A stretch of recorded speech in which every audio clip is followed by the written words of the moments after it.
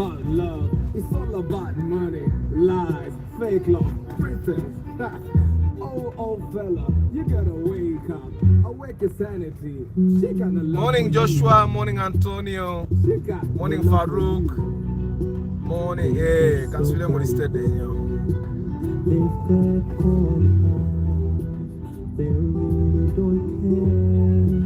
Thereafter is morning.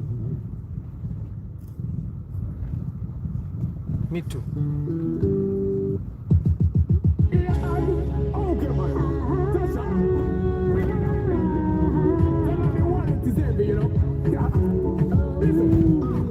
Namusanga gena kaikonai nemuza kutwale out tonight.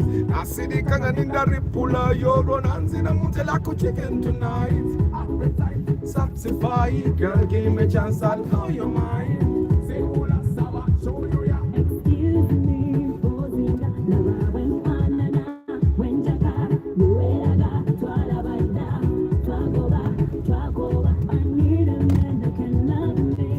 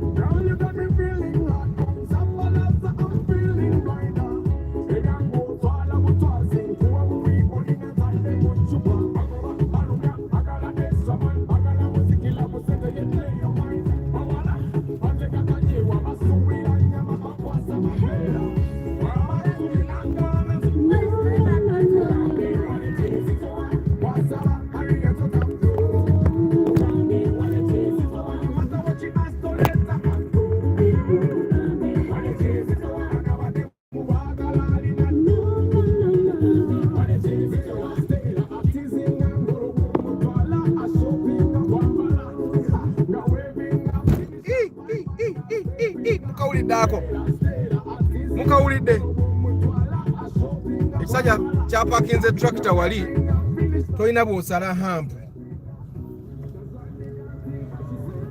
Kama Katonda yakola bayinginiya b'e Kampala bakolaga hampu aganene oba lwakuba bo bavuga emmotoka z'ebitongole bazivuga ng'abatalina amagezi balowooza naffe bwe tuvuga naye nga mwasuze mutya abantu bange. So today we are going to be talking about how you should be patient. Ebiseera ebimu tupapa kati nona anadde wane gumotoka gwa gundi nfe abamu emmotoka ezaffe tezibba binnya direct olina kisala booti kama Katonda.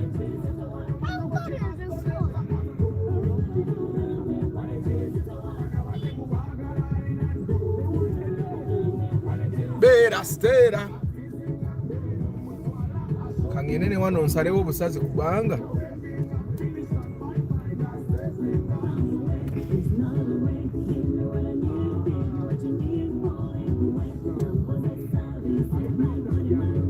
nabagambye nayize emmoroka eyange endabirwamu zibala waggulu kati ziba waggulu era ne kakati ndi mu S actually besides nene simu yennyini ebuguma eringa gye baatuma okubuguma kati kabine erina kubanga ennyogoga ninga ali mu studio ya music.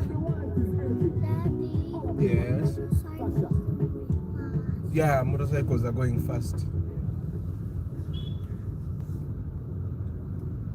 I can see you guys slept very well.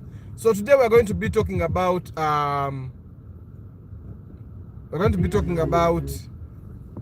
patience with your car. Banange ne simu ebulwa focus buli kiseera.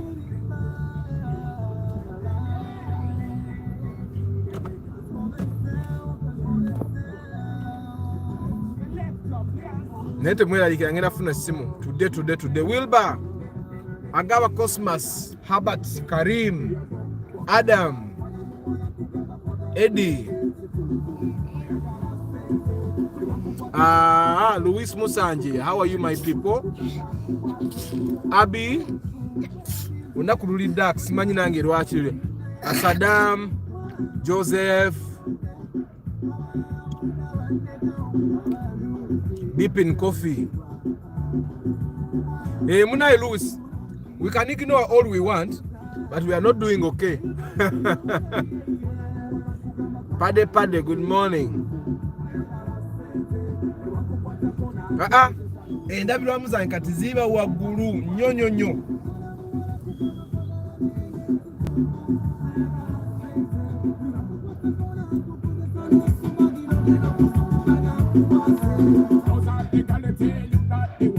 Those are the gonna tell you that they need.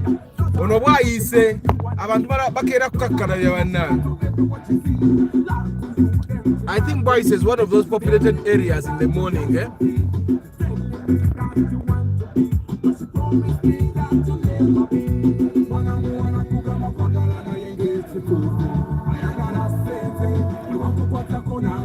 Karim, why are you recommending the Samsung Galaxy Note Ultra? Why are you recommending it? Soko chingambe Karim ndabe. Papa wanjagaza era nontekamu okwegomba okugula enzirusi 2024 sijja kutambuza bigere nga nte. Samuel, nze nabagamba okutambuza ebigere nja kuvuga kiyenje. Nze okutambuza ebigere nja kuvuga sigenda kukiza kutambuza bigere bulamu bwange bwonna obulamu bwa kiseera. Ate naye kiralamu kye mulina okumanya n'abaana bo bennyini banyumirwa ng'oyina emmotoka. Komanje kitegeeza okubanga mu neighborhood gw'atalina mmotoka. Abaana ne bagenda wabasajja abavuga zi pick up ne batandika okuzanyira mu pick up ya neighbor. Andi bada mu kiri kitre ne babuukabuuka emmotoka ya taata Abani, emmotoka ya taata Abani nga gwe taata Hamuza toyina mmotoka. Good morning Badiru. Negwe Badiru. Edennyalo balyogera bata boogera Badiru Badru. Balyogera Badru. Kuba Badru tekisoundinga bulungi engeri twayiga Badiru. Naye ate bw'oliwandika otyo oliwandika Badru. Gatawo ka airu mu ekyo nakyo kiggwe. Abaye.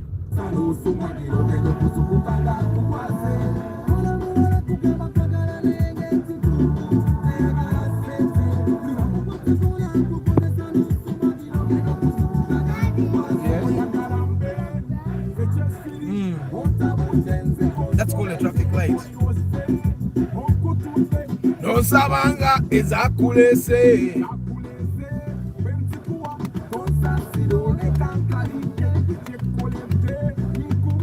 Batukutte.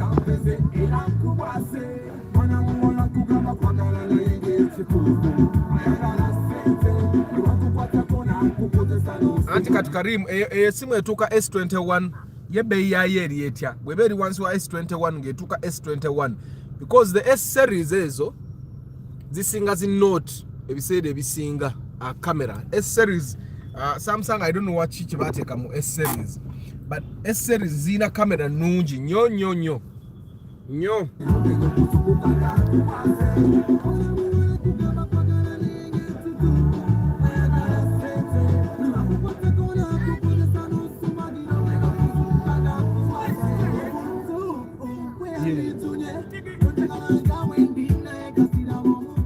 Adam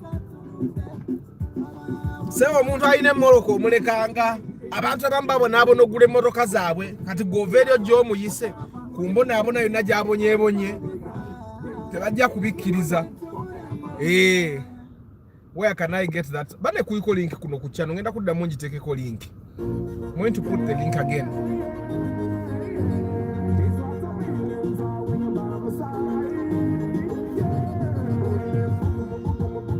Ono bamuyita bwayise.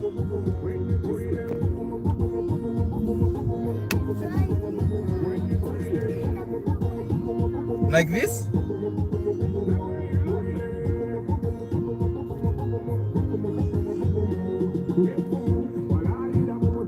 Africa Carota, good morning. Today we are talking about patience. I think with this phone, I have to talk about the things very fast. Kubanga. In a simu chenalabye.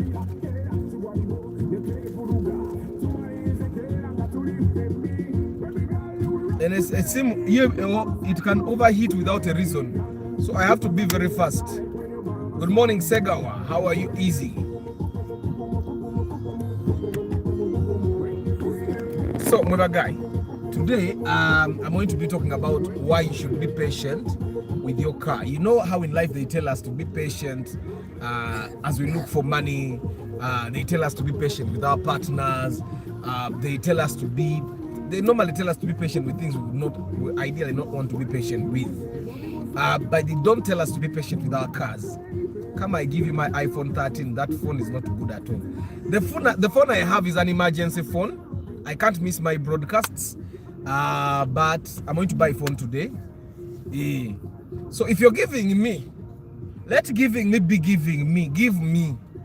Charles, if you're giving me, give me. Give me.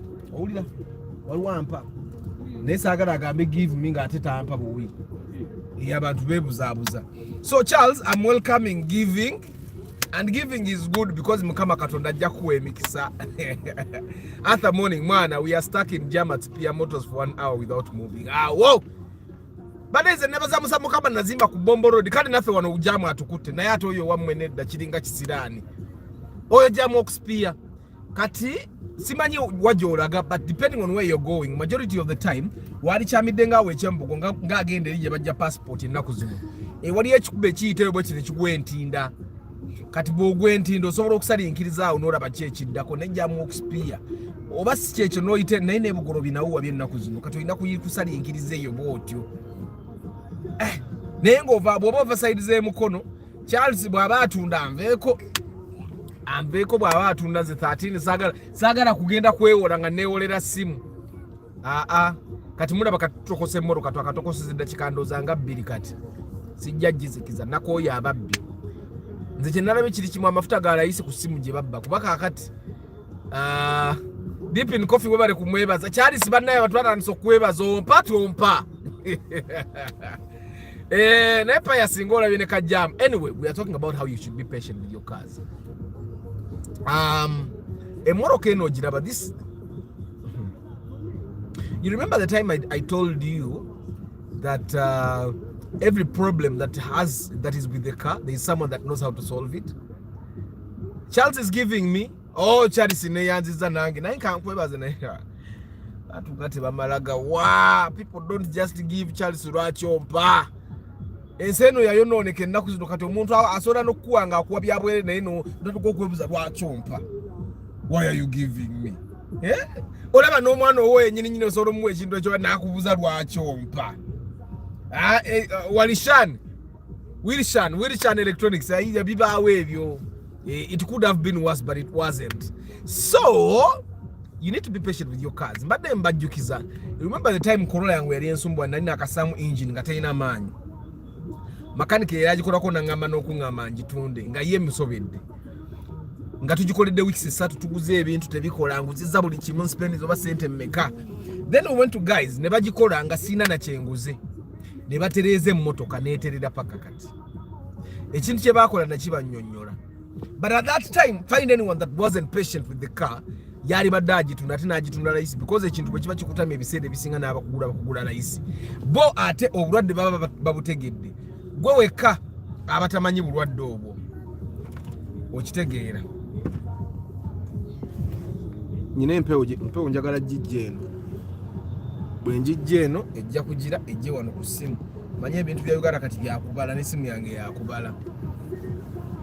Adam webale kumubuuza. So anyway, I was patient with the car, and I can tell you that emmotoka yatereera. Abaana bagikolera olunaku lumu neddawo. I remember there is a time I was impatient. Ate ebiseera ebisinga when someone has a car, omuntu asinga okozesa omuntu alina emmotoka ensobe yabeera makanika. Abeera makanika. But ensobi ezo zanguwa because of impatience. Whenever you're impatient, people take advantage of you. They realize ate ebiseera ebisinga people are impatient when they have money. Omuntu aba alina sente alaba nga abatajjiddeewo. Like when you have money, you see all these guys that are taking time as wasting your time when you have your money. So you decide, when I go kankolere sawa ene ekintu kigwe. naye ate ng'ebiseera ebimu you don't know that they are spoiling. Ebiseera ebisinga buli wopapa abantu bonoona. Every time you try to be very fast, the people that are working on your car will spoil it. Because they have no idea what they are doing, but you're also hurrying them. You get it? Omuntu ajanga by'omugambo kola si specialist. Nena asalawo nti why nze ateka stamp percent nze kambikole. I don't know if you get what I'm saying. I'm saying this because this has not only happened to me. You should try Hawaii P30 Pro. Mulesi mze musindikamu. Hawaii P30. Wawe. Nature.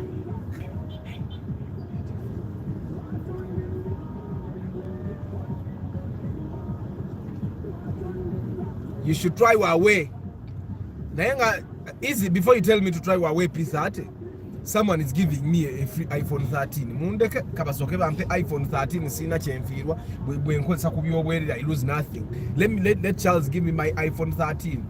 Thank you, Charles. Yes. Yes, Ragnar. What's up? Today you have not slept. Huh? Okay, man. Yes, good morning. We're talking about patience with your car. It's a very important thing for you to have. Every time someone is not patient, they lose. Every time someone is not patient, they make a loss.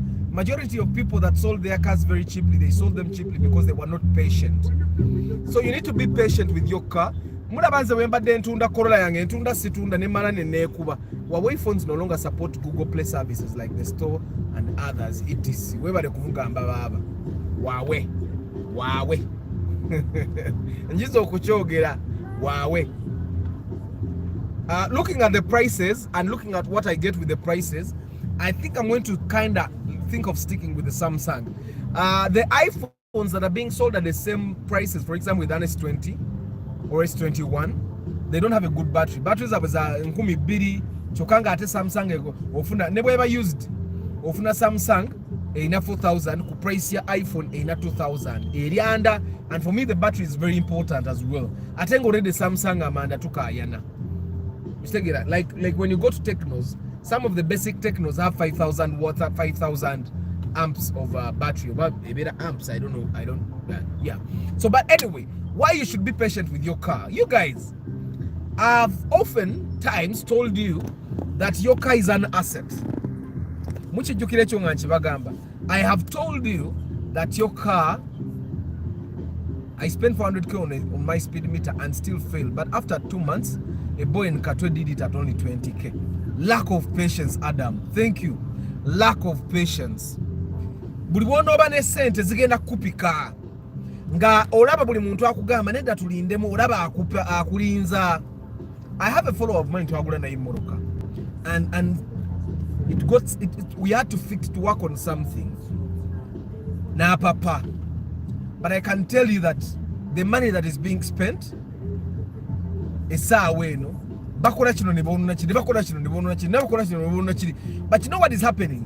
These guys that are doing whatever work they are doing, they are available. Because Bamuzul and centers in as it are. So this is exactly what happens. People will take advantage of you because they have realized you have the money and you are ready to spend. When people learn that you are ready to spend, they will come and take that money. That's true, bro. I sold mine so cheap, bro. Papa. Exactly. Every time. Papa. It answers when I'm with my followers who want to sell their cars and they tell me, whenever, and it has happened to me too. I've sold cars very cheaply before I got experience. Not to the Morocco cheaply, go papier. So I'm going to sente zojitunze wali zikoze. You get what I'm saying? That's why I've been telling you. About TikTok, when you people, ezo abampe milioni 8 mu Corolla yange. Ezo milioni 8 nzikola kati bwokuba kutunda Corolla milioni 8 mwenda kesigale waawo kebeerewo. That car is much more valuable than 8 million. The people that have been inspected cars with, We have been in the market. Someone like today, someone has 10 million. They want to pass your old model. I'm even confused. Milioni 10 okuzifuna mu emoroka ennungi. Muveka kugamba mbu ofune milioni 10 ofune emoroka. Yes, milioni 10 ofune emoroka.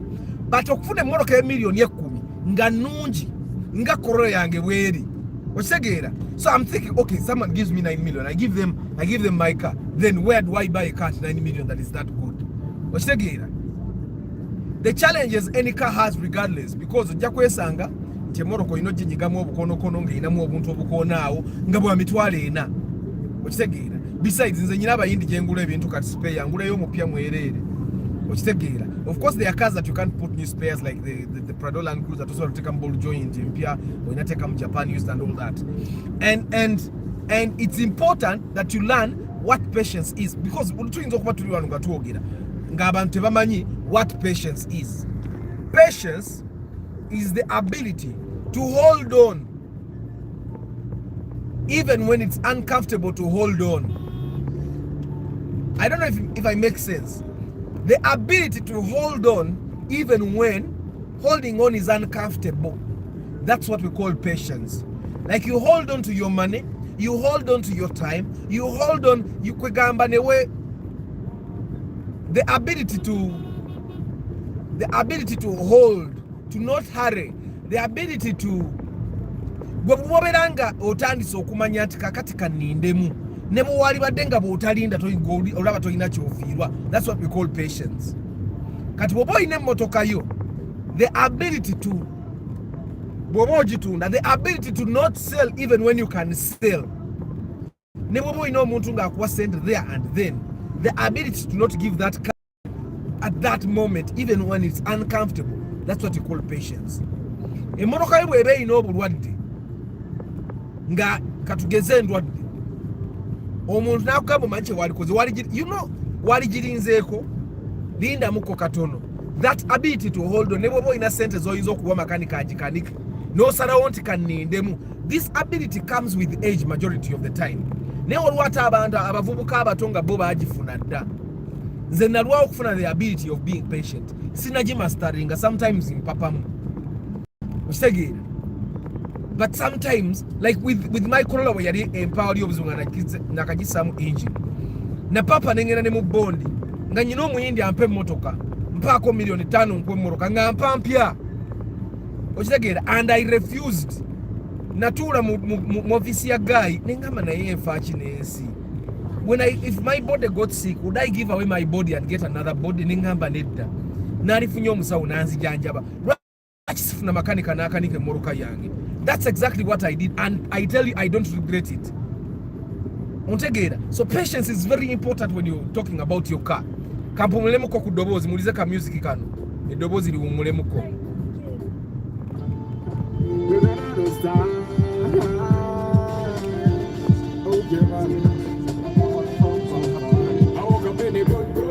I don't know why, but I'm feeling so good, like I want to hold. I'm not gonna put on a t-shirt today. Feel like it's sweet and today. I make a smile, I make a laugh. I make a dance, I make a laugh. If you feel like getting down, come to me, God. Feel like touching and dancing, me, God. I'll make you one day. Woo. I'll make you smile. I'll make you feel nice. After that, I'll take you to my place where we will play. I'll be home today. Yeah, yeah, yeah. Feeling good. Jump, jump, jump, jump. Ba-da-da-da-da-ba. Feeling good. Ba-da-da-da-da-ba. Ba-da-da-da-da-ba. Feeling good. Ba-da-da-da-da-ba. Jump, jump, jump, jump.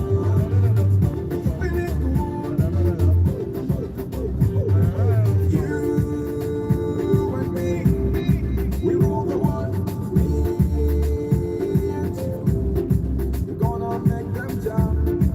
Gonna make them Wano lwaki tebajjawo agantu gaabwe?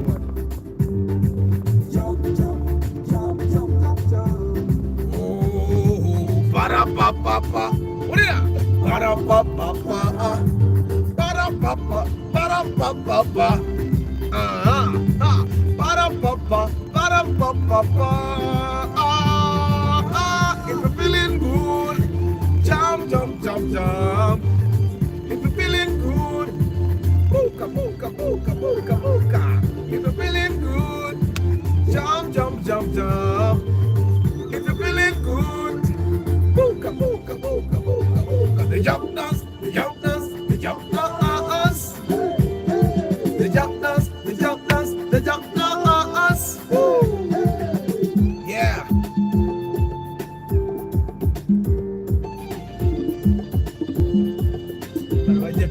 n'ebitaala babadde ki ekirala kinsanze ndi makati kiri orange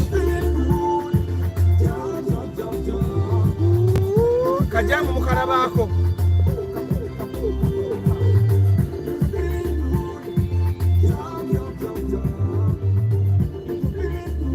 yes, good morning my people. So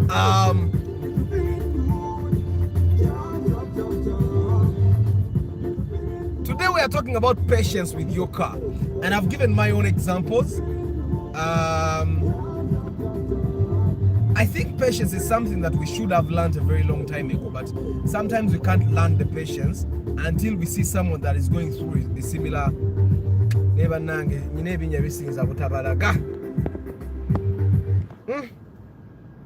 amazima gali nti onoonya wootandikira ekinnya kino ne wakubula. I know, but you see the potholes. You people should change our world when you grow up, eh? When you grow up, yes. And then you see the potholes. Amazima gali nti onoonya wootandikira ekinnya kino. Ate ziri emmoroka nazo zijakanga zitajja kuggwaayo. Naye nga amazima ekinnya nyina kikubira sayidi y'eri bali gye bali.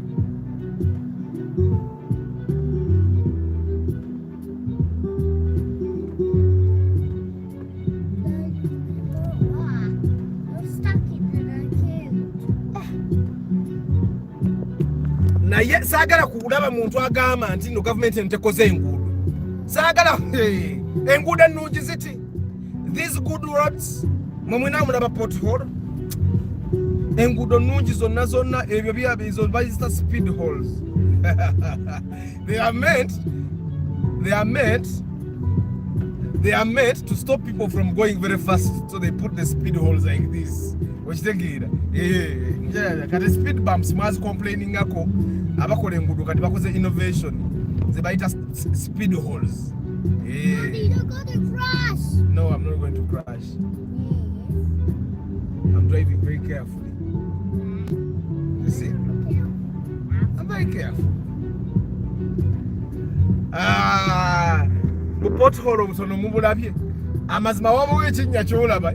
N'onoonya wookitandikira naawe n'otya munoka kati oba mpite n'oba nasajja bakola enguudo wano.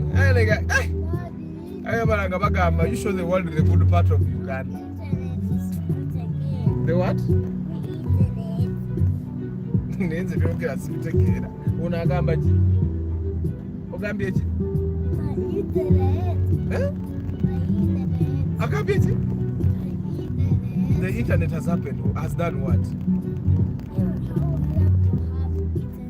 Yes, you need to have internet.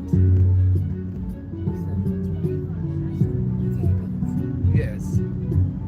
I have no idea what you're saying, but yes. Mulaba okubeera taata. Olumu okkiriza bukkiriza.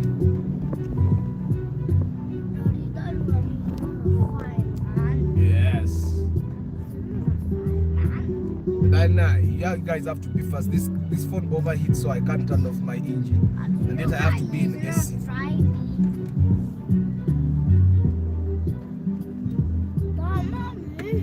But okay, let me read this. Good morning, Chris Fitness, Katudeko Wano. Good morning, Hanifa. Good morning, Richard Nabong. Good morning, Derek Lule. Good morning, Sereko Stach. Hey, Amina.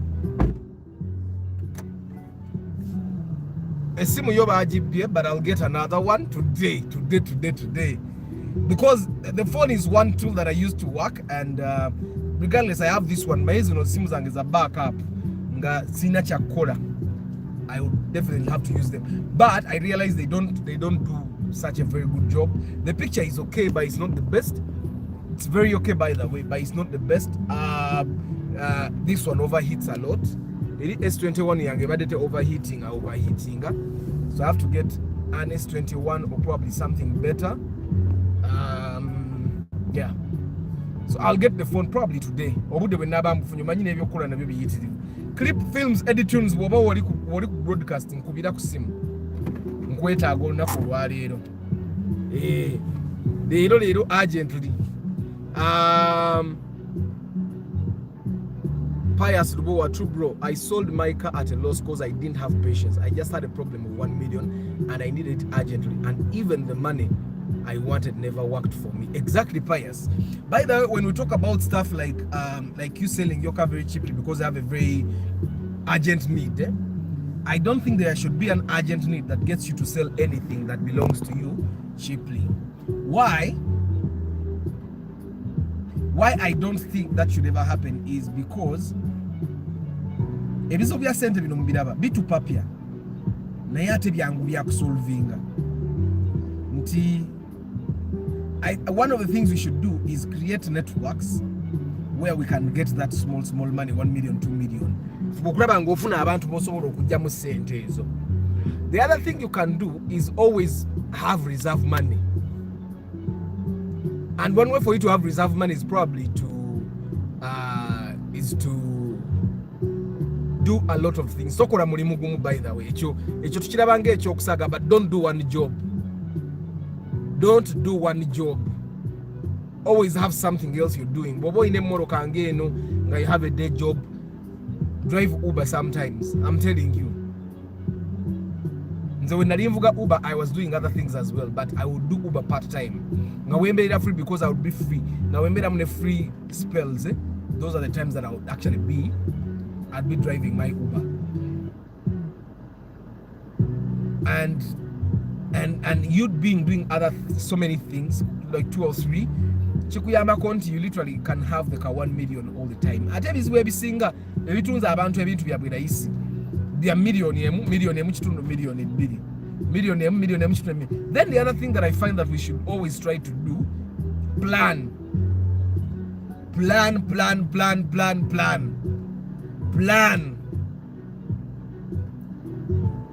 Nti tokola chintu kitali ku plan.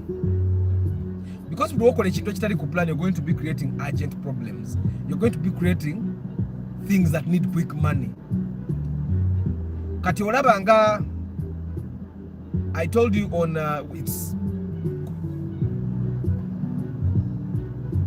it's Saturday we have Besimu.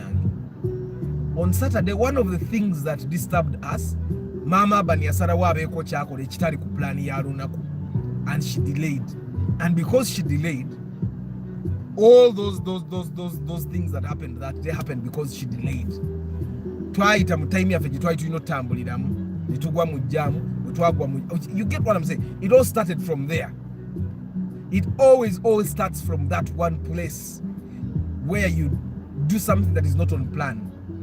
Me, I like planning. That's why I say whatever I'm going to do, if you want me to do pre-purchase inspection for you, book my day.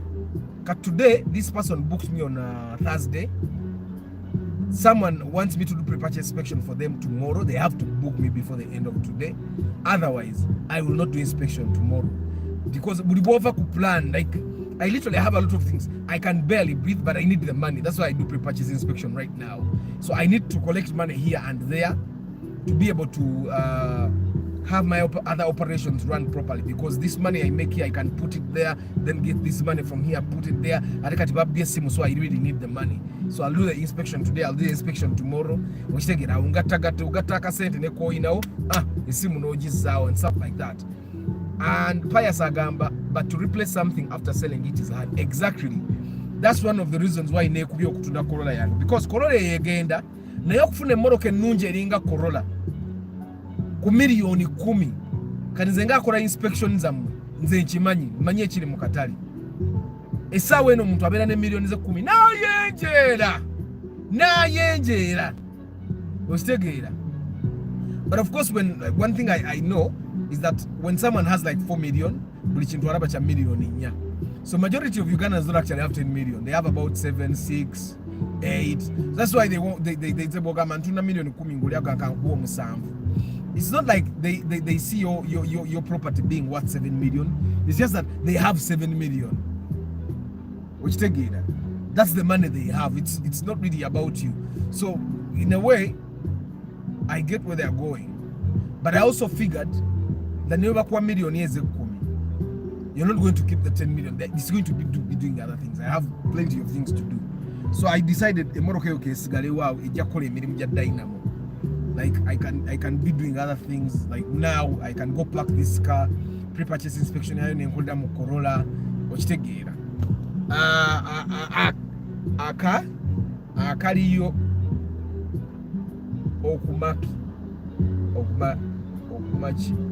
okumakachi akaliro okumakachi on potholes. Name my potholes temuzirabye.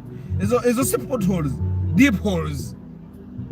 You can go to the bond where you sold your car and you want to buy it again and you feel like crying because they are selling it at a higher price. Yeah. Obakuze moroke million 8 ne bagise 14.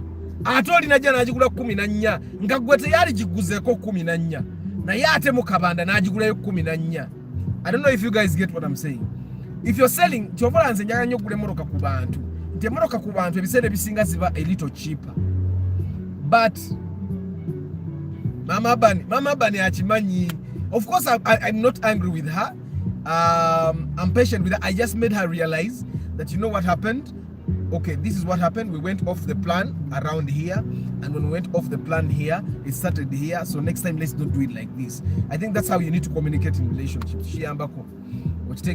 Another way is to have an emergency fund somewhere. Thank you, Chris Fitness. Always have an emergency fund. Have money that you don't touch. That you know if I get a problem of 500k, 800k,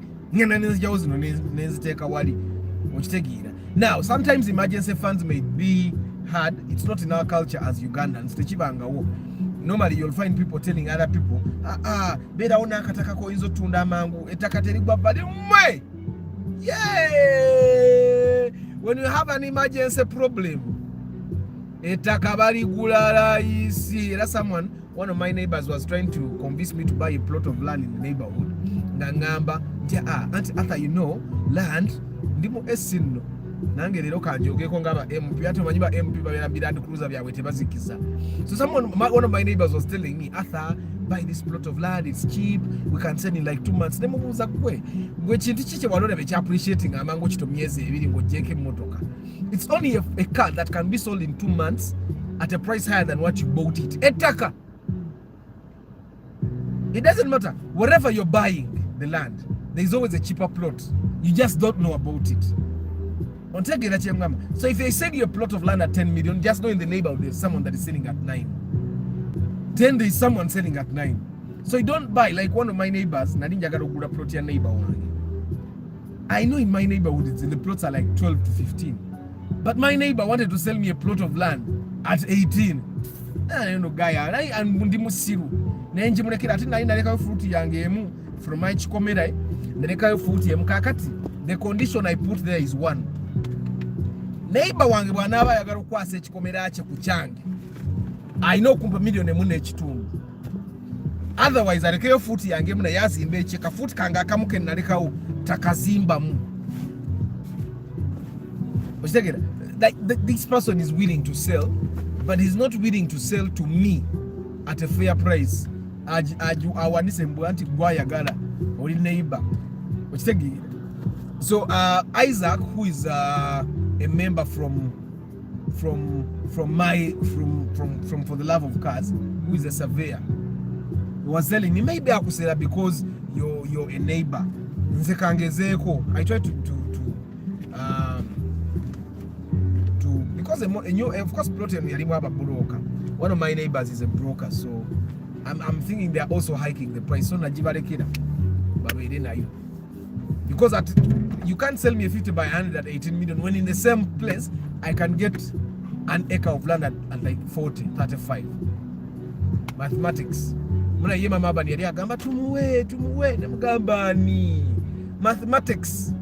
Mathematics doesn't add up. In an acre of land mulimu ploti musanvu. Zengula ploti million 18 ate nsologula sente zigula ploti ezo billions eze 18 nenkwata nengula mu acre mfune ploti musanvu.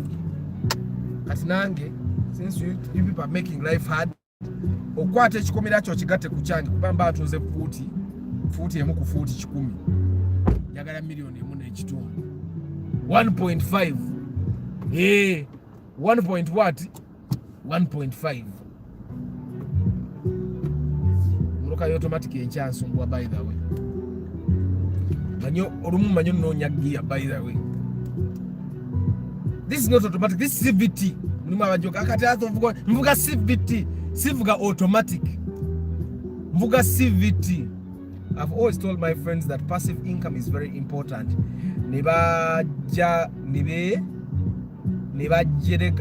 But when they have some emergencies, they come back to me again. The passive income is very important. It's very, very important. You need to have things that bring in money, even when you're not there. Whenever you can do one, do it. Nemba bantu mwe market erabika bulungi nnyo maaso naye mabega eno inaikanga gye batetenganya naddambo obuntu bakola obwagala oku imitating double exhaust, because some of them don't actually have the double exhaust pipes.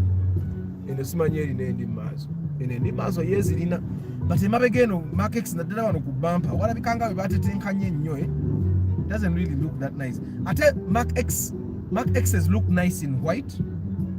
They don't really look nice in brown. I've seen a brown Mark X. They don't look good in purple. I've seen a purple one. They don't really look that nice. Mark X's look better in white. And Mark X's don't look very good in UBK. You know how a number plate doesn't look good on something. Then the number plate UBK doesn't look good on Mark X, especially in behind here. Doesn't really look that nice. So anyway, we're talking about patience. Patience is very important with your car. And not just with your car, whatever thing, especially when you're selling. Bobanga otunde ekintu kyonna, lwana nnyo kubeera patient oleme kukipapiramu. Majority of the time we learn the hard way. I saw a person telling me, bagula plot y'omuntu oyo mu estate eriko ekyapa, nze nali willing n'ogigula 10 million opposite me, namunoonya nambula. Guy yatunda plot million 7 ng'eriko ekyapa in an area where a plot of land is 15, n'atunda million 7 kupapa. Ate ebiseera ebisinga tupapa ne tunyooma abantu abaayituguze, kati nze yali andaba naye teyaŋŋambanga. Yani bangamba n'omusajja bulijjo ayita wano tugali lwaki teyayogerako nange, nze ne bwe nali musasudde mu bitundu nesoka ne muwaako 5.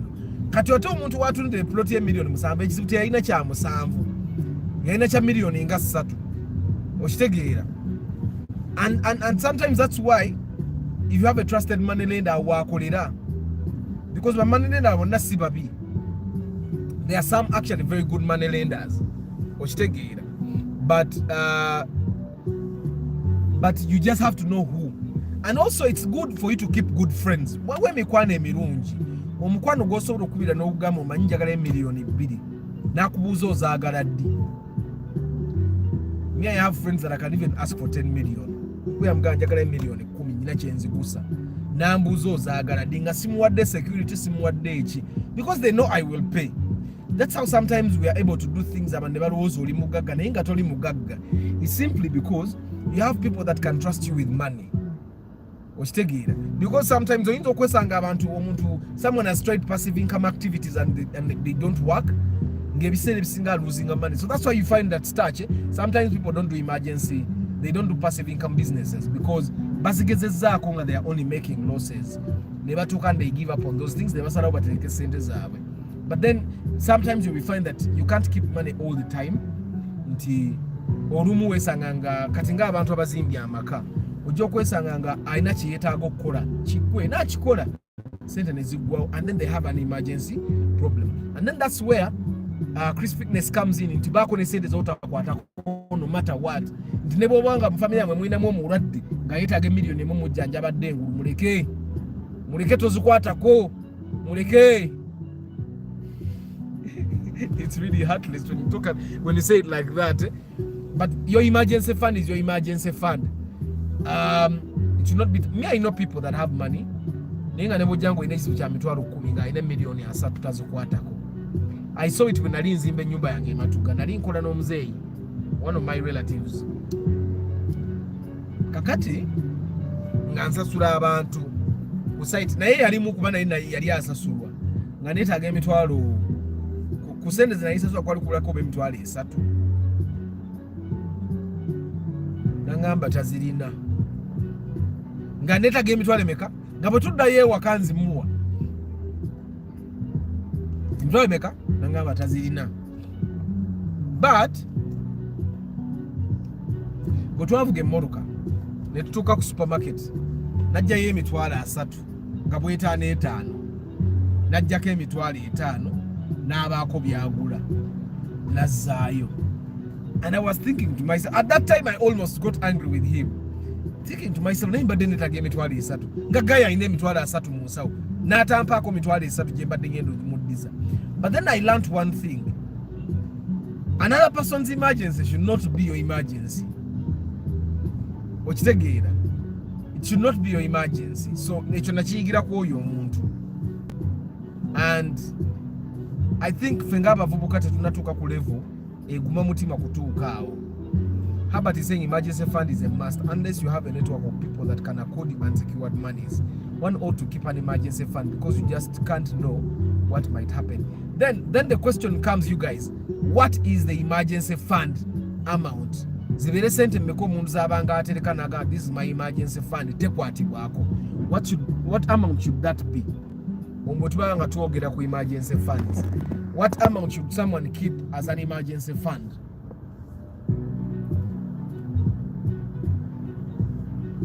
Zekambatere mu karaapu kange.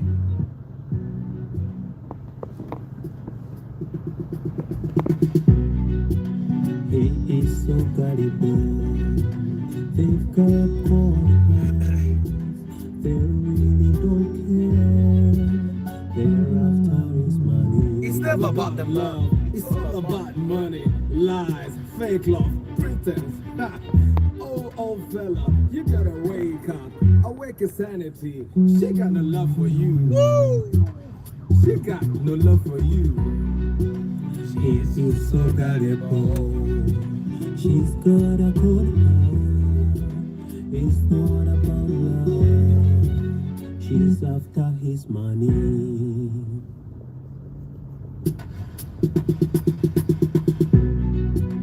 He is so gullible. They've got cold hearts. They really don't care.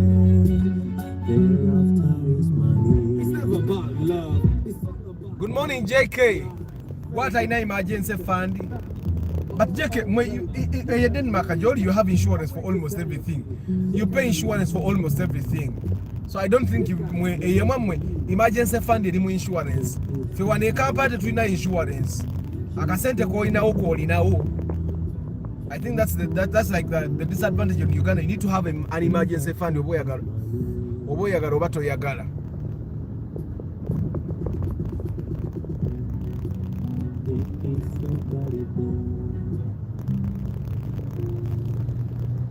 Minimum of say 5 million.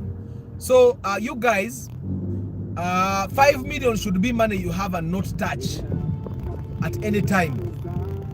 Izo sente zikuyambako kuyita mbigwa bitalaze. Emmotoka yange etomedde $5,000,000 ng'ojjako. Essimu yange bagibbye, kwata akakadde gulako essimu. Omwana alwadde, kwatako okusente gendo jjanjaba omwana. So that when you're in emergencies, totandika kutawaanya abantu. An emergency fund should be built slowly over the years. You save small portions of whatever you earn. Yes, thank you for his witness. Nga Louis Wagambe, you save 10% of your income per period. Zino gas cylinder teziri very dangerous. Tandisa okulowooza ku gundi final destination kamuyise wadde kyenkola kiri iriko naye ezo simanya gas cylinder embeera gye zirimu si nnungi, kisobola okuyitamu ne kijja ne kikuba emmotoka yo. Muzirabe gas cylinder bwe zibadde? Kyenkoze kiri irigo naye ekyo n'omusirikale nkimugamba.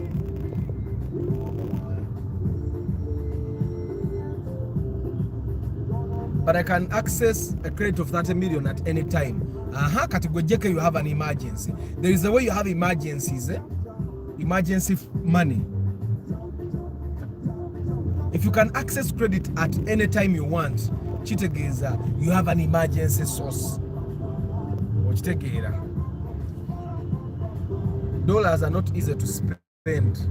Kandabe Boaz agambye, by the way, for those who fail to save like me, I got a solution and saving in dollars. dollars are not easy to spend. True. It should be able to at least take you for a minimum of 3 months of your monthly expenditure. That's also lovely. Success fits, as they say, that money can sustain your daily expense for like a minimum of 3 months in case you lose your income source. Thank you. Any currency is easily spent, more so if you are a Visa person. A few swipes and you are dead. H2 for Harvard. Visa nyembera makes it very easy to Visa and mobile banking. It makes it very easy for us to spend money.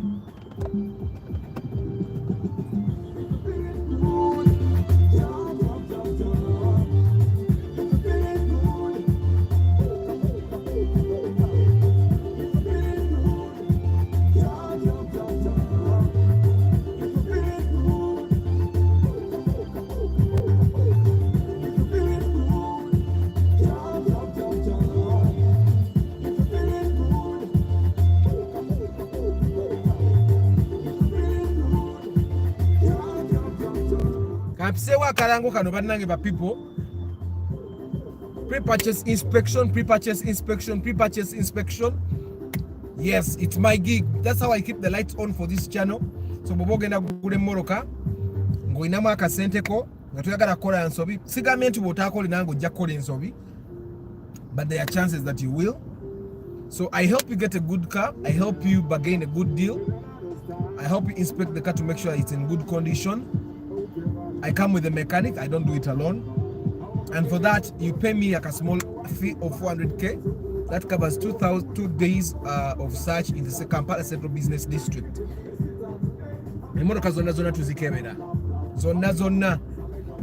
People that buy with us get a deal majority of the time.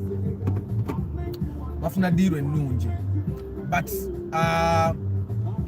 we are talking about patience because majority of the time never find a good deal. When you're not patient, the good deal will become negligible. I don't know if you get what I'm saying.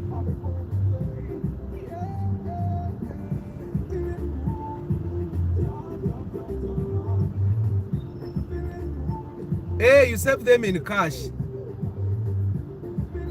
I think it's about discipline. I don't go around swiping my cards because I like something. Net discipline nacho chintu chikuru. I also have a dollar account with Equity, but it's a good way to have emergency fund. Withdrawing is only counter, which makes life hard, but saves your money from unnecessary spending. Ever since I got my Visa card, keeping money became hard. Something you should work on. Yeah, then you're not disciplined with spending. I think. I think for me, majority of my spending is for business. I only spend money. Majority of the time when I spend money, it's for business. Business. So, which is investment, I think, which is purely investment. So I reinvest my money literally all the time. Chizimunyo kusanga Arthur anti, sendeza Arthur, yagenze nali emitwalo 15, nali emitwalo 2, nali emitwalo 5. It's always back. I buy equipment whenever I can. I pay the people that I work with, because every time I pay an employee, I'm reinvesting. Because abakozi bano mbalaba tosobola kukola mirimu nga tebaliiwo. Life will become very hard. So whenever you pay them, you're investing in your business for tomorrow.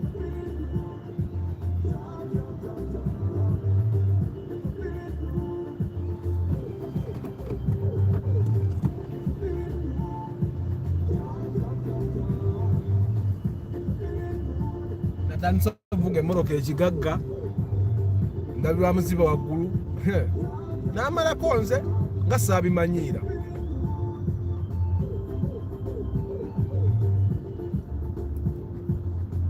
Olaba markets wano maaso erabika bulungi ng'emabega ebanga entetenkanye.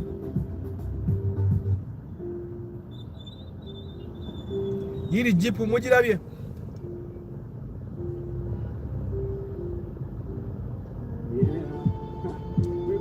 Jeep bateeka okuba kati bagihiringa out for self drive.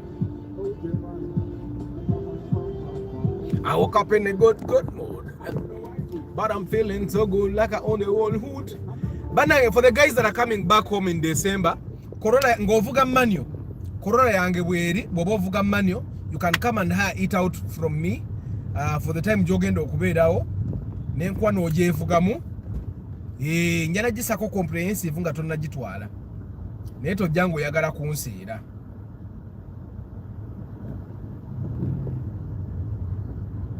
Tojjangu yagala kunsiira. For the guys that drive manual, ojja kujja nkwenda mu kadde ogende weevuge for the period you're here, ate sijja kuseera naye naawe tonseera. Muleme ggula mmoloka ng'emmoloka ogenda gikozesa for a month, ate after that 1 month ng'olina okunoonya woogitunda. But ya manual, I saw a RAV4 yesterday nenkuba. These white ones which look like Vanguard but with a spare tire behind. Is a Morocco. I find those cars, they are not sexy. Morocco is really sexy, but nah. I think it's one reason why I like this car. It's sexy. It's really sexy. Kamoro Kakabara Gav. I would actually not drive a Primo new model when this car is here. Kanda bikira bulungi nyo katunula koti nga lida akamoto kako. Kabara Gav. Also, I'm one person that doesn't like very big things. I like small things. I don't think I should be saying small. I like portable things. Kana kamoro kakali portable. Zile moro kezidi bulking. Size gomba ngako. I think that's one reason I don't like SUVs, guys. Because SUVs are bulky. Also, I find that it's a very big responsibility. Like the responsibility of driving a Land Cruiser. That's a very big responsibility. I don't want it. Like I also find that driving a Land Cruiser and go to demo a car doesn't make sense. Go remove a car.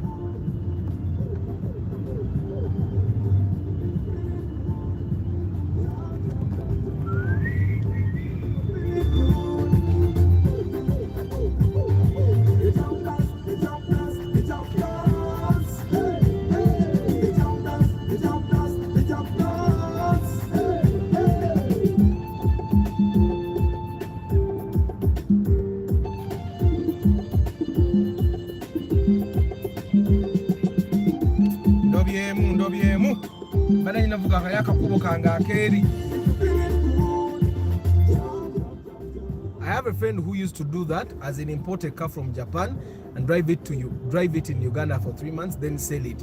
Anti wabaji importing from Japan JK and ajiguze nga busubuzi nga akimanyi. So oyatuka na iga market namanya nti Morocco eno wano weba mu sente bweziti bwenjireta wana inakugwira mu sente bweziti. Okitegeera. But bobanga si a business jokola, like I always say. Bobanga business si jokola. It's always better to leave it to the people that are doing it and do your own business. That's why normally when someone asks me, after you million, what should I invest in? Then I ask them, okay, what do you know? You need to invest in something that where you are a master. So that you're not a mediocre like other people. Because there are so many mediocre purported car traders. Abeita abasuubuzi mu Moroka. Nenga si basuubuzi ba Moroka tizibu tinachezo bongerako beyongera kwa vuwala because business tebakola ki. Tebagitegeera. Morning Arthur, how is the performance and maintenance of a Raktis and Wish in special hire? If you're going to be doing special hire, buy the Wish, not the Raktis. Special hire is a very tasking job. Olumujja kufuna abantu nga bagala okutikka ebintu nga bingi. So the Raktis doesn't buy the Wish. Comparing, although I know the Raktis with fuel is no, just buy the Wish. Just buy the Wish. After SUVs are necessary sometimes, especially in this rainy season. I realized it on Saturday when I found River Carrefour closed on my way to Hoima. Then you use another route. Because even SUVs during where some flooding is, you don't work. He lives and works in Denmark. So he did not care how much profit he made or anything. He just bought let me buy it, send as an Alipangizam Yeros Jembankora Yachibalanga Atia JK. Because the Chindo Chetaga Mokubara, I don't know Chibara Burunji. So Patience, he works in April, November, then comes to Uganda, works December to March.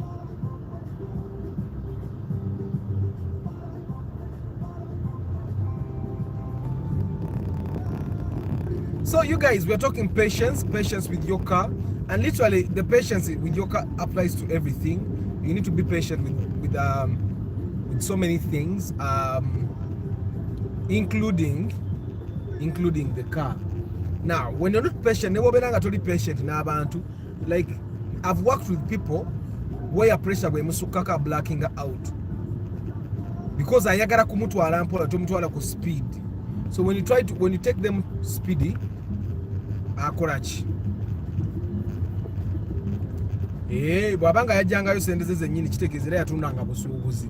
Like if for example you bought a Fielder 2009 today from Japan, for example, and spent like 34 million on it, you'd be one of the guys that has a cheap Fielder if you, when it came to time for you to sell. So now I think I get what he was doing. It's something that is nice. So we need to be patient to avoid making losses, to avoid blacking out, to avoid getting into depression. Whenever you're not patient with whatever you're doing, you are bound to get depressed. You are bound to get depressed. Nti ojja kukola olumu ensobi nga nnene nnyo wejjuse ogambe kati oba nali ntunuddewa naye nga wali otunuddewo okitegeera. You're not looking anywhere you're not supposed to be looking, but your mind was not in the right place. So always before you do something, sit back, relax, and then do the numbers. Nze njagala nnyo okukola math ku simu. So whenever nze neweema ngenze mu supermarket, when I'm buying something I calculate. Bwe mangula nga nnomi ng'oyo bwebanga mbalo kabaketi akatono ka 3-5 nambabuuza akanene kammeka, akanene kaba ka 5-5, akanene is normally double the quantity, nambagamba mpaka 5-5 because n'akanene ngenda kakozesa for a good number of washes. So I buy the big one, but it's always the calculator how many I normally buy wipes for my kids, and the face wipes, and I'm asking myself, okay, if I'm buying this wipe, how much am I getting each wipe? So for me, I at mathematics ndabika wadde simumanyi nnyo gwe mmanyiko omutono namutwala ku level ya kika kya waggulu nti if they are selling me a pack of 80 wipes at 7,000, then I calculate how much am I getting each wipe. Then there's a pack of wipes at like 6,000, then how much am I getting each wipe. That's the math you should be doing. Nebo bango ina moroka yongo genda kanika. Ask yourself. I'll give you one example. One of my followers twagula emmoroka nebaka akantu keefa akeeyo munda kabanga ka sensor ka immobilizer sort of bwe kaafa fene tulwawo because kukyebwayise waliwo omusajja yali yatema emmotoka eyo yennyini nga tannagireeta buleesi ng'alina clearinga ku polisi, yali yagwa ku accident ng'akantu ako ketwagala kajjirako ebintu ebirala bingi ku ssente ze baali batuguza akantu ako kokka ewa Kisekka. I don't know if you get what I'm saying. Kakati ono omwami ne tumugamba omanyi lindamu okitegeera, you have to be patient, tulinda ono gayi ateme ne gayi n'apapa n'agula kali akantu kokka ku mitwalo ameka 5 nga twalifunye akantu ako ne tufunirako ebigenderako byonna n'ebiwaya naki ku ssente ezo, which would have been a very good thing because emmoroka gye baatema yali empya okitegeera. So ebintu byayo bibeera mubalaba abasajja abavuga piki kwegamba banga abatalina bwongo barabi mukama Katonda newajjawo n'ogugwago oguli ku ssimu saagala kummalira budde muvuga biki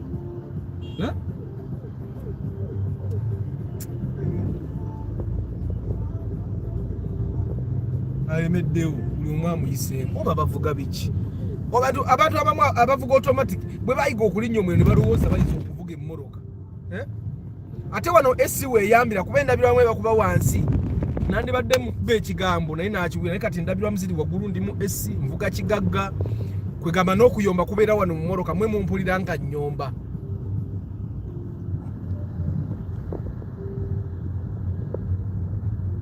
one guy told me we tend to overestimate how much we can do in a short time and underrate how much we can do in a long run. Patience pays off. Thank you.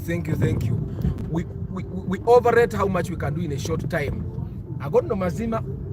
We overrate. Sometimes it takes for you to sit back. No, but can I really finish this? Can I actually do? Is this really realistic? So then you realize, okay, I think I can slow down a little bit. Like this last quarter of the year, I had a lot of things to do. Things that I had planned. Bisarako. Nengamba kati can be pushing and jabikola in the last quarter of 2024. Which then nensaro katika ankole chino, and then I see how it pans out. So I think it takes growing up. Senga olwa traffic ndowooza wali badde name. Oh, Katonda amanya. Louis Katonda amanya senga nali wa traffic. Nze senga nkuba ebipapula. Oba senga ndi enguzi. Kuba it's either one or the other. Mutuvo tunyo omuntu omunga ekipapula tekijja kumuyamba nawe tekijja kukuyamba ndoza noga manyi. Mpazo mpangende. I have something I need to do, but I'm giving myself 6 years starting with January next year. Exactly. So you're giving yourself patience. Sometimes tugenda papango oba muri olabanga agenda okufencha naye nga ate togenda kufancha. Okitegera rap for yiyo uyu mwaka kibannanga abafollowing emmoroka ezo. Nze sagala following emmoroka zettanatuuka ggula.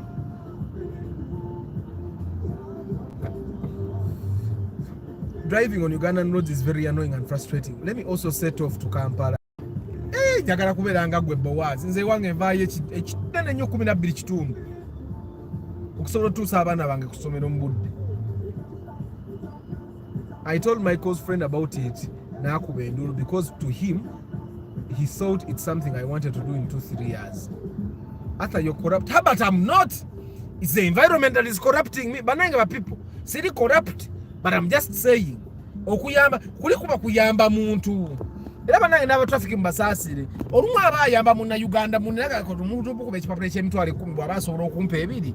Lwaki muyisa obubi? Mpa ebiri tugende. Aba si corruption eyo. Kati abantu abali mu minister's office, muntu ngali mu office ya minister afuna milioni 3 omwezi kyokera n'ali enguzi. Nayenzi one thing sigabanguzi ekyo nakigaana kati ene moroka vitsi mugiraba emipira gyayo mitono gigenda giggwako ngenda gula emipiira enangiteekeko naye era negino gyengamba nti giri mu kuggwako abasirikale baba bagenda okunyimiza n'atulayo n'agamba genda ng'emipiira gikyalimiramu okitegeera. But I'm going very soon, I'm going to put 4 new tires. Ekyo nakyo nkiveemu kuba kyekigitawanya kyokka kiyinza ogitawanya mbasirikale. That's one way for me to not give away nguzi. Okitegeera nwana nnyo obutagaba nguzi because enguzi eyo kintu kiri evil. Lwakuba ate nammwe mwina okumanya era nze simanya abantu abagira ne mulonda gavumenti eno. Abasirikale bafuna omusaala mutono nnyo nga mbutufu alina kulya nguzi. I don't know if you guys get what I'm saying. Alina kulya nguzi okubeerawo. Nammwe mwali mugenze ku police station ne mulaba abantu abwe babeera. Embeera ku police post ekulaga ekiri gye babeera. Nze sibanenya gwe bw'oba tosobola yingira poliisi gwe kyekikulowesa nti ali bulungi. I think it's a Ugandan thing of us of Papa and not being patient. I read somewhere of Jakuma having a 102-year plan, yet he's in his 60s. He's patient, yes. Arthur does not need a cut. Does one need cutters immediately after buying? No. It depends on the condition. Majority of the time, mpira jijira kumoroka mu bond. Osobola givuga emyezi nga 5. Natonda kyusa. Abamba givuga n'omwaka. Naye mpira jijira kumoroka mu bond ebiseera ebisinga ogivuga emyezi ekitone nnyo 5. N'olyoka okyusa emipiira. But for your own safety, because emipiira gisinga jijira kumoroka ezo, they are winter tires. I don't know if that's what they call them. The mpira tegiri designed for our roads.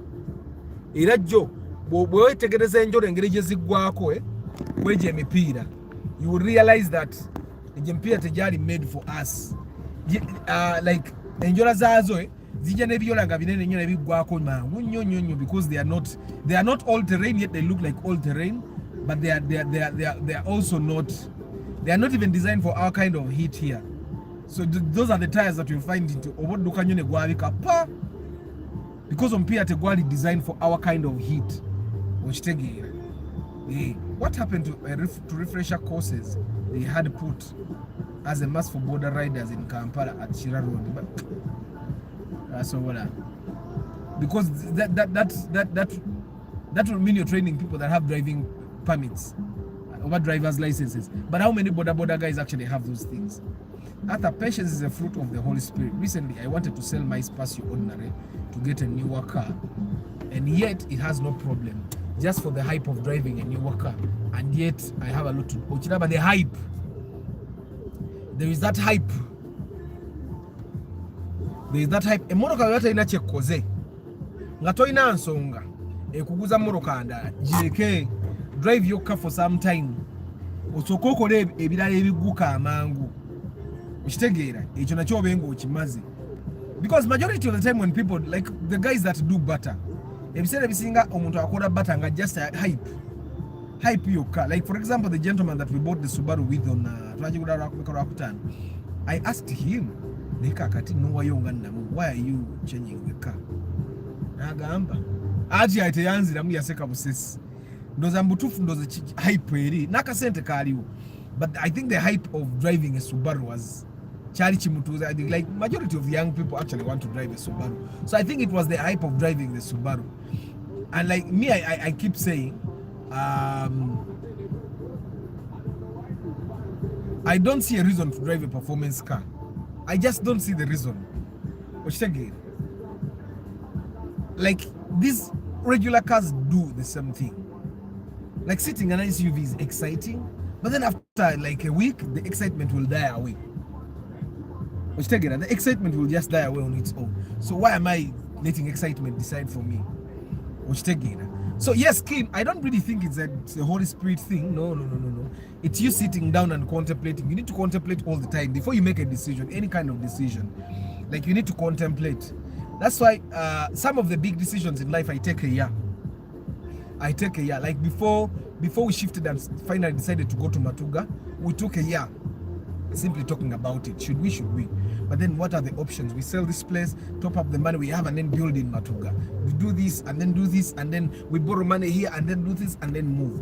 And then until it got to a point where we really had to move. And that's when we moved to Matuga. You know how I've been talking about getting another car for a very long time? And I kept beating myself, changing my mind. So it so happens like you think and then you sit back and then do the math and then it doesn't add up, and then you say, okay, let me do this, and then you sit back and then natokose moro kisawe namba ndi mugaga ne katika gap nakayizekana omukono teguyitawo obe gwani bakakati banabo inga batukwata balinga bakola revenge tulinga balina kibaba bakola. So anyway, patience is something that I think everyone should try. But then akazikiza ne bata ebintu bya dunia bino sara atada mwiri sara menjiddamu eno era ine ejja okutambula olwaleero erira ine ejja kubaamu ebirala. Patience, you guys, be patient, not patience, be patient. Jeke hiyo nuwa yo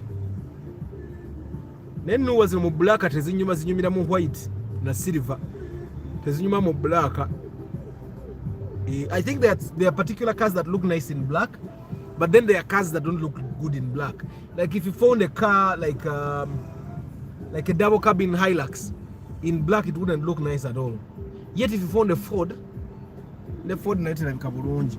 But if you found like a Subaru Impreza, it look nice in black. Or if you found a Forester in black, it would definitely look nice. Also, it depends on what rims are on that car. For example, if that Noah had black rims, it would look nice. Your taxi, I'm not going to Katata, you will be surprised. The traffic officer would leave that car. Na kwate yange empia nti DMC. Ge yagirese negenda. Ukitegeera. So patience, guys. Whatever you do, don't forget. I do pre-purchase inspection. You guys need to be patient. I'm not doing pre-purchase inspection for anyone else today. Like this lady that wants me to do inspection, they are buying it more, I think. Data wa MTN aduka. I'm using MTN data here, but there is a way it's rushing. It's like someone is calling it. Like Airtel data doesn't go as fast.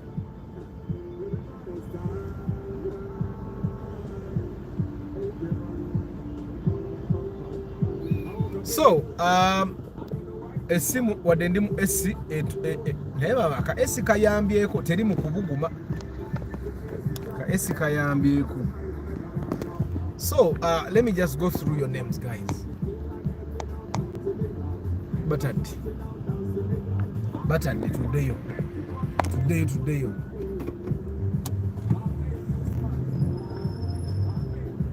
Nice. Joshua Webarekera, Antonio Kavuma Farouk, Semusu Wilba, Cosmas Agava, Herbert,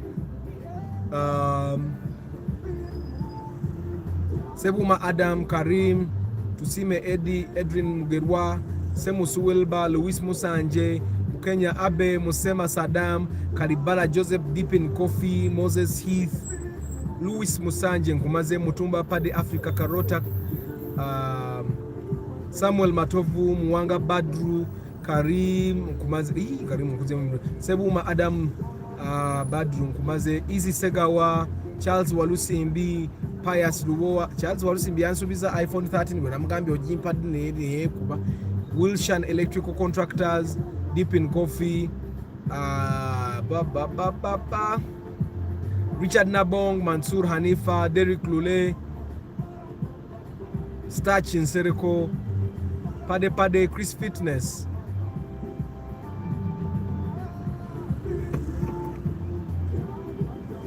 JK Habat, Boaz,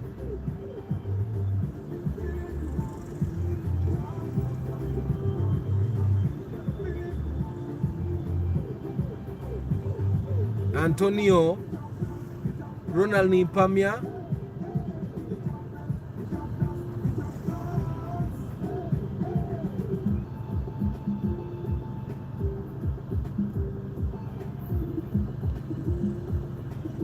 Kim Job, Kairon Kawesa.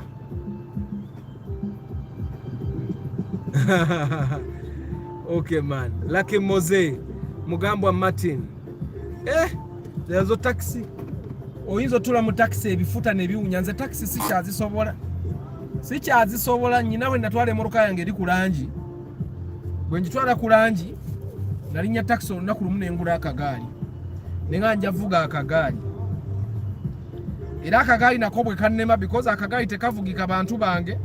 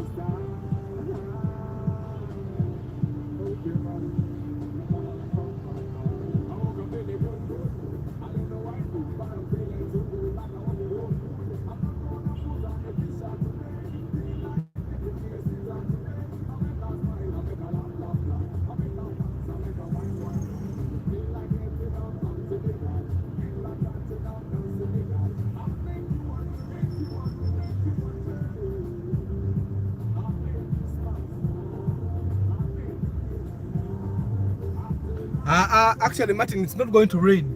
Nkuba lero yawedde teriyo. Nuwa consumes more than the forester. It's impossible. Zinywa kyekimu. sometimes zizikira mu kkubo. These taxis can encourage you to buy a car. Nze Martin sisobola taxi. Era ngenda kola nnyo. Sijja kuvulinya taxi. Navaawo. Bwe kiba kyetaaga kukola emirimu ng'ena nja gikola. Hey bro, how are you doing? I'm asking you something. Can I get a Mark X15 when it's in good condition? I'm always following you. Yes, you can. 15 million is good budget. Teweronda jo namba. Manyojja kujana milioni 15. Bwatoyagala Mark X UBP. Bajja kutomeza bono jango ina bias ya number plate because there are so many Mark X's that are on good number plates but with very serious accident histories. Kati ate naddukidde mu layini nga ndaba egenda kubeetamba ate kati eganya okutamba. Tambudde ka choice keeko nakoze kalungi. Ono bitizi ng'agivuga bubi. Eri ku UBH eringa Corolla eri ku AM ne Corolla erabika bulungi. Katuddeko mu eri layini. Bwe tujja kwesiba mu layini emu. Kati eno yejjo ttambula. Leero ngenda kola pre-purchase inspection. Tugenda nonya space ya milioni 10. Olwo lutalo. That's one of the reasons lwaki naganyo tunda Corolla yange. Olutalo lw'okunonya emmotoka era nja kati Corolla ntunda 10 kitundu. Atalina 10 kitundu situunda. Ate era situunda. Mwe emmotoka ya milioni 10 okuginoonya forward ya plaster sand yatuse ku mitwalo 4. Forward ya plaster sand mitwalo 4. Nayo anti kakati omanjike musenyo ogulimu ebika. Waliwo omuntu ajja kujja kuguze plaster sand nga wa raisi naye ate nga alimu ebbumba. It's better to buy plaster sand expensively nga temulinze nze banguzaako plaster sand ow'ebbumba ajjamu enjatika. So bwe kasaba kakasa nti plaster gwe baguza yoyo talimu bbumba kiki I think it's worth it. Kubanga plaster sand atali mulungi nnyo wa 13 mugundi muka elef kitegeeza forward eba ya mitwalo nga 26 naye ennyumba yo tejjalabika bulungi ojja kwesanga nga wano painting olina teekamu sente nnyingi. Nze ngayo bano bakuba plastic njatika nembula n'obimenyayo naye ono Derek ono ali mu kukola plan yange bwe yajja n'aŋŋamba athabireke bajja bitereza mu langi. But why get to that point? If you can buy expensive plaster that has no clay, you buy that. Kangene mpito keno leero. Sina nsonga lwaki nalaba bakolayo ne lulinga waliyo kajjamu. Kampite wano leero. Ate namwe no view mulwawo okugifuna. No view ya njawulo. Kati abata tuli ono bamuyita Wandegeya.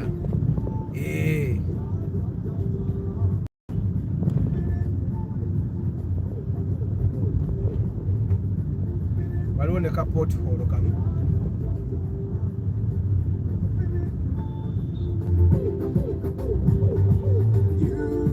Ate watambudde wano wakalu nnyo.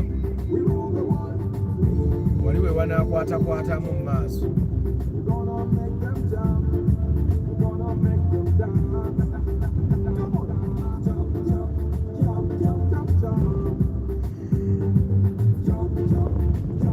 Mulowooza siibudde nnyina saawa meka 2:40.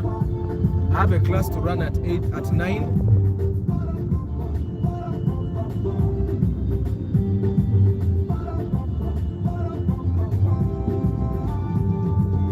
Bw'oba ogenda kukola transfer genda ku headquarters za URA. Owulidde baaba Gonza? Genda ku headquarters za URA awo nga ku Spear Motors. Bw'oba ova Jinja viiramu ku Spear Motors awo ku URA otambulawo bigere.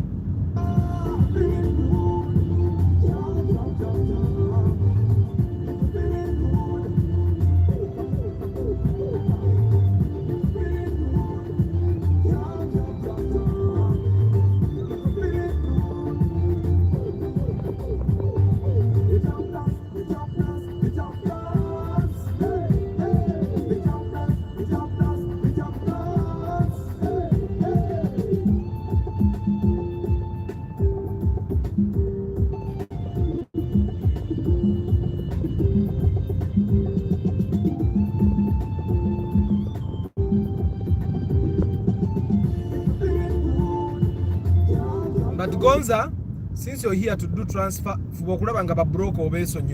I hope you need a driving license of the person that is transferring the car to your names. You need transfer forms. You need a bank slip showing that you have paid in the bank. Yeah? Then you also need a copy of your ID. Now when go sign in the number yesimu. Obiyina ebyo byonna. Boba tobiyina tova jinja. Ojja kuddayo. Ojja kuddayo. Eyo ebintu olina okuba nga obirina. Rather than ask from here or pay consultation fee for private chat. Weebale nnyo jjeke mujjukiza. Ebibuuzo bya wano. Mr. Arthur, can I ask you something? Weebale jjeke mujjukiza. Ebyobwerere ebibeera wano. Wojjira ku simu yange osasula akasente. Every phone call is 50k.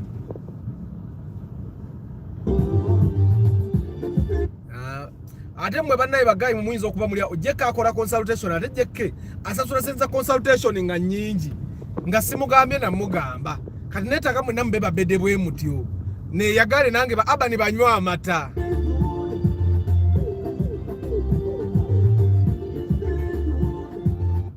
Gonzo ina court order but bobo ina court order ochangwa yangu wa mukko. But documents are court order. I don't know exactly what you need, or because I've done court order before. Like when I didn't call a transfer ya Corolla, na call a court order. But I don't really remember what I needed. Bali ba akola ku buli kimu. Ne court order te ba kugamba ntino lete gundi ba inspecting.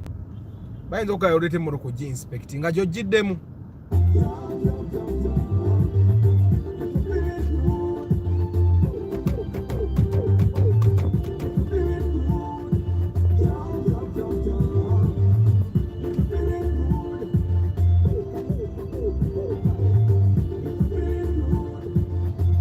Omusajja wa trailer akoze eti atya. Asazeewo okuvuga one way. Ate nene yiyo. Nene.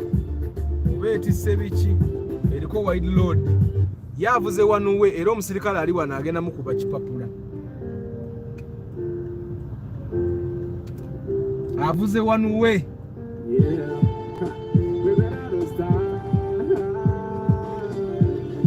Omusajja wa trailer avuze one way. Kipapula kiri super. Namwe bantu mmwe otuuka otya okuvuga trailer bwetyo nga tomanyi nti waliyo zi one way mu nsi. Gweno ate obuzibu bwa trailer ntalina na wakyukira. Abadde alina kujja buzzi alugwemu. Alaye Kabambe abadde yakayiga yayiga emmoroka n'atuuka n'afuna ne pamiti ya trailer nga tavuze mu kibuga.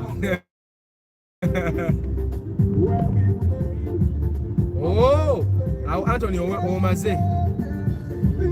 Mulaba omwana wa boda avuga wanuwe kyokka nga adduka ne mu kkoona nga addukiramu. Good morning Arthur. Nuwa eya VVTI eri etya fuel consumption. Tenkumpunye.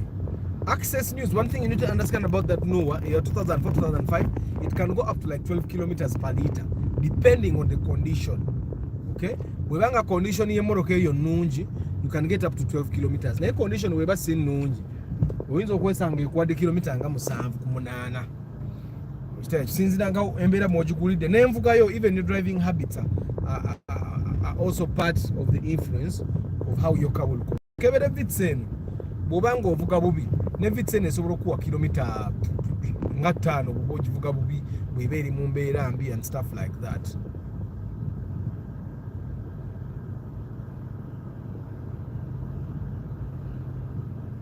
Ninga mloza siba sibudde ndabika nganza agenda obasibula kati.